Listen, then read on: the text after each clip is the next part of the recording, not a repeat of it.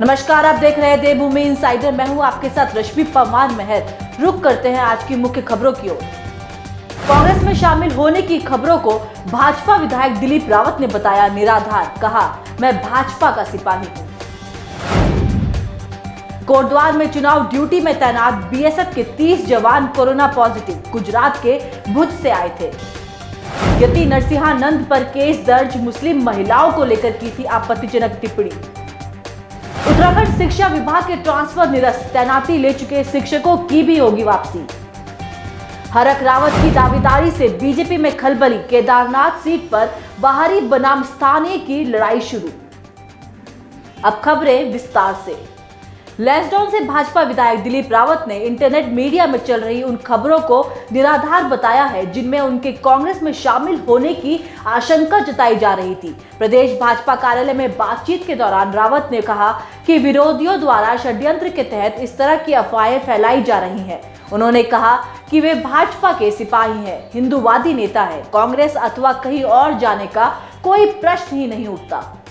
आज दिल्ली में Congress screening committee की महत्वपूर्ण बैठक है। कांग्रेस के उम्मीदवारों की घोषणा मकर संक्रांति यानी 14 जनवरी के बाद कभी भी हो सकती है। ऐसे में आज कांग्रेस केंद्रीय स्क्रीनिंग कमेटी की दिल्ली में अहम बैठक होने जा रही है। उम्मीद की जा रही है कि आज की बैठक के बाद कांग्रेस स्क्रीनिंग कमेटी उत्तराखंड विधानसभा चुनाव 2022 के लिए अपनी पहली लिस्ट आज देर शाम ही केंद्रीय चुनाव समिति को सौंप सकती है।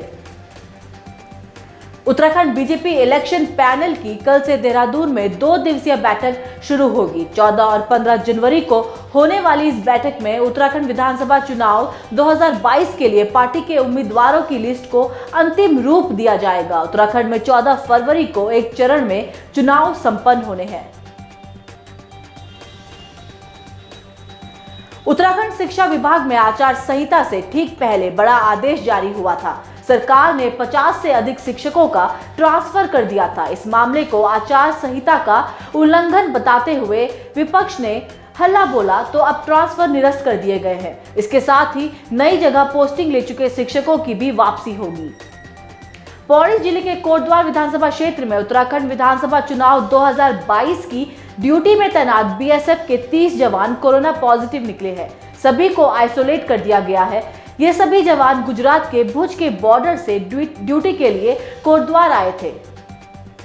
आम आदमी पार्टी के पक्ष में लोगों से मतदान की अपील करने के लिए दिल्ली के उप मुख्यमंत्री मनीष सिसोदिया रुद्रपुर पहुंचे, जहां उन्होंने भाजपा और कांग्रेस पर जमकर निशाना साधा। साथ ही किच्छा विधानसभा क्षेत्र में डोर टू डोर जनसंपर्क अभियान किया। बागेश्वर जिले की पिंडर घाटी में बसे गांवों में इन दिनों काफी बर्फ जमी है, लेकिन स्वीप और रेड क्रॉस की टीम के हौसले बुलंद हैं। टीम ग्रामीणों को मतदान को लेकर जागरूक कर रही है। ग्रामीण भी उनके हौसले को देखकर 100% मतदान करने का वादा कर चुके हैं। उत्तराखंड हाईकोर्ट में राज्य में ओमिक्रॉन व कोरोना के मामले बढ़ने से विधानसभा के चुनाव व रैलियों को स्थगित किए जाने को लेकर दायर जनहित याचिका पर सुनवाई हुई। कोर्ट ने मामले को सुनने के बाद अगली सुनवाई के लिए 15 फरवरी की तिथि नियत की है। दिलचस्प बात यह है कि उत्तराखंड में 14 फरवरी को मतदान है। कोरोना के बढ़ते मामलों के कारण प्रशासन ने मकर संक्रांति पर गंगा स्नान पर प्रतिबंध लगाया है। इससे हरिद्वार के व्यापारी नाराज हैं। व्यापारियों का कहना है कि इससे व्यापार चौपट हो जाएगा। प्रशासन को कोविड नियमों का पालन करवाते हुए गंगा स्नान की अनुमति देनी चाहिए।